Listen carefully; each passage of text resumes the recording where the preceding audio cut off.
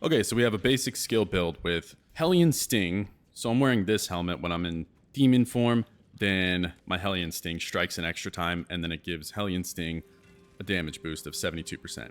Obviously, if you get a mythic version of this helmet, it becomes more. Shard of Varathiel gives our basic skills, so Hellion Sting, an 130% damage boost. And then I'm running Dirge as a charm for a basic skill damage boost while I'm stacking Wrath. Because the Wrath is drained by this charm, my class mechanic is the Ritualist Shard, so that I can cast Command Valak for a damage boost through the Chains of Horizon set, and then a 310% Wrath regeneration rate, which really helps with resource management between Shard of Varathiel and then Dirge of Odium. I'm also running Paingorger's Gauntlets for another basic skill damage boost, and I'm using the Spinaroonie variant on Umbral Chains to help apply the bonus that we're going to get from Paingorger's Gauntlets. Now here's the kicker. The highest I can replicate it to do damage on the training dummies is 10 to 20 billion at most. But as you saw from the clip in the beginning, it can tick up to hundreds of billions of damage, which I think there's something else going on outside that's not happening in here in the training dummies. My best guess, to be fully transparent with you, yes, it's just a guess, is I'm running the mutilation aspect right here. And because Hellion Sting has a chance to eviscerate enemies, every time it doesn't, it's applying bleed damage over time. And then I've got a couple of damage over time multipliers on my build too. Right here on my Paingorgers, then on this ring right here, and then again on my focus.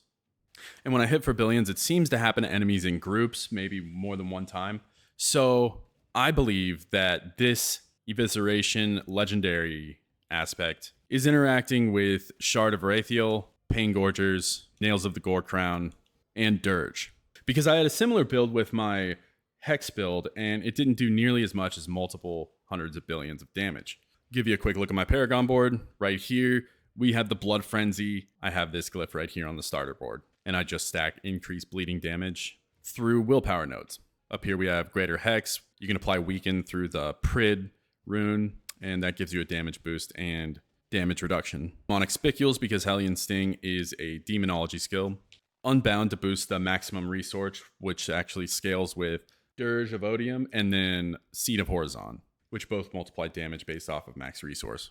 Spending Dominance to summon a demon, aka Valak, gives us a damage boost and helps us with resource management because of Dirge and Shard. This is for toughness, and this right here gives us a damage boost after casting a Sigil skill, which I use the Sigil of Chaos. And then Demonologist for a damage boost after I cast Summon Valak. And also because Hellion Sting is a demonology skill. For the skill tree, I have Hellion Sting right here because that's our main damage dealer. I have the damage side upgrade and the eviscerate chance side upgrade. I'm using multi-strike right here.